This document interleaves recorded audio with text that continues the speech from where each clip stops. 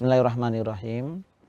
Assalamualaikum warahmatullahi wabarakatuh. Alhamdulillahirabbil alamin wassalatu wassalamu ala asyrafil anbiya'i wal mursalin wa ala alihi washabihi ajmain. Amma ba'du. Rabbi shrah li sadri wa yassir li amri wahlul 'uqdatam min lisani yafqahu qawli. Pemirsa dimanapun berada, baik, saya akan membahas tentang bagaimana hukum tidur seharian. Sahkah ibadah puasa yang mana malamnya bergadang, siangnya tidur? Baik, di sini menarik ya.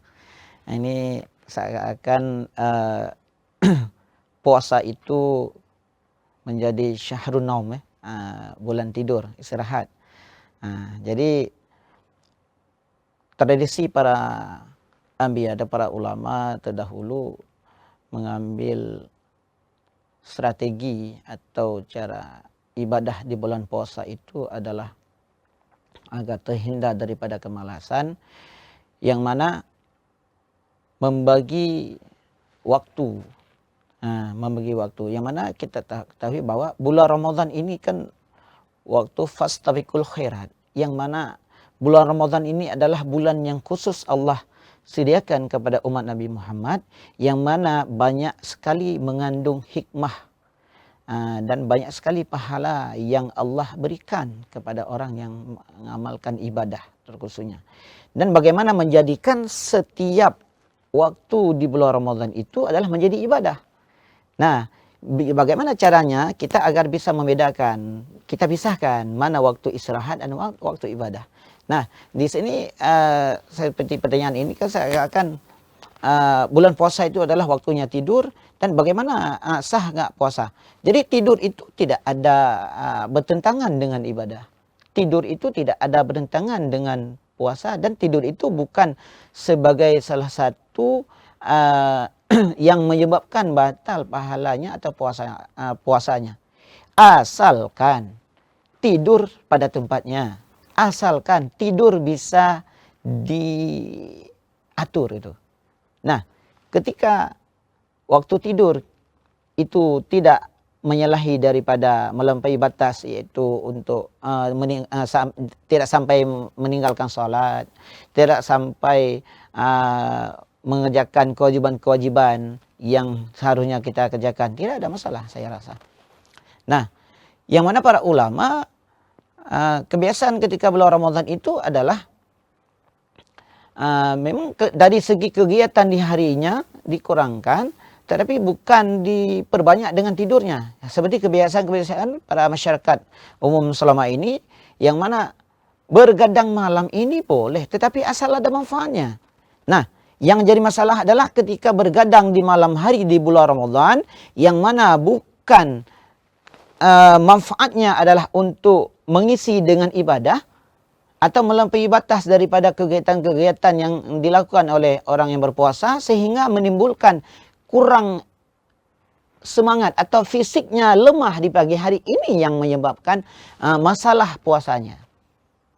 Bukan masalah batal, masalah puasanya. Sehingga ketika dia bergadang sampai larut malam, sehingga luput sholat subuhnya, ini menjadi hilang puasanya, menjadi tambah dosa.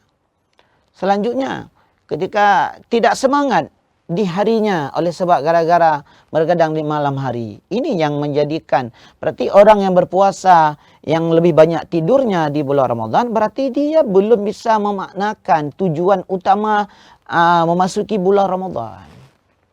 Ini yang menjadi permasalahannya.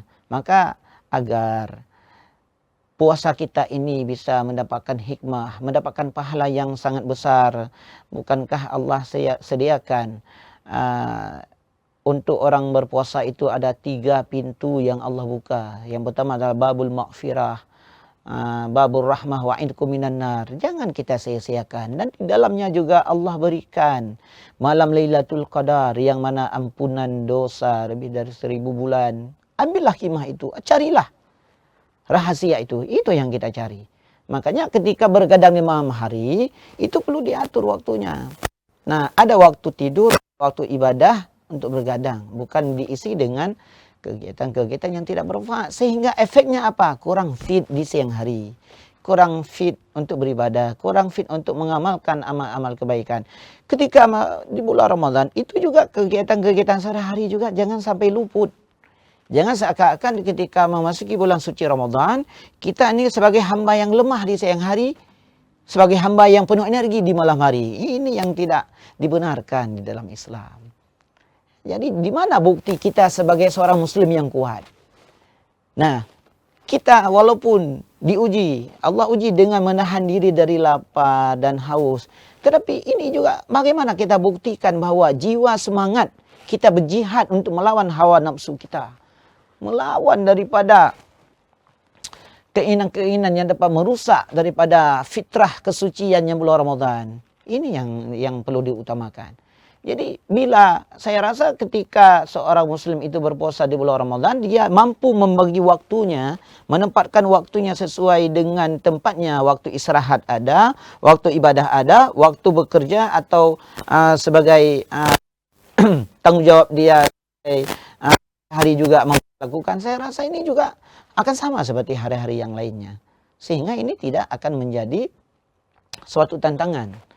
Nah, jadi intinya adalah bulan Ramadan itu adalah bukan bulan dipenuhi dengan tidur, dan tidur juga tidak menjadi batal puasa, asalkan puasanya tidurnya itu bisa diatur, yang mana tidak melebihi batas dan tidak meninggalkan suatu kewajiban-kewajiban yang diwajibkan terhadap kita, yaitu seperti solat, melaksanakan solat hari semalam 5 waktu, dan melaksanakan di malam hari ibadah ubudiyah, yaitu salat tarawih dan witir, dan membaca Al-Quran khususnya.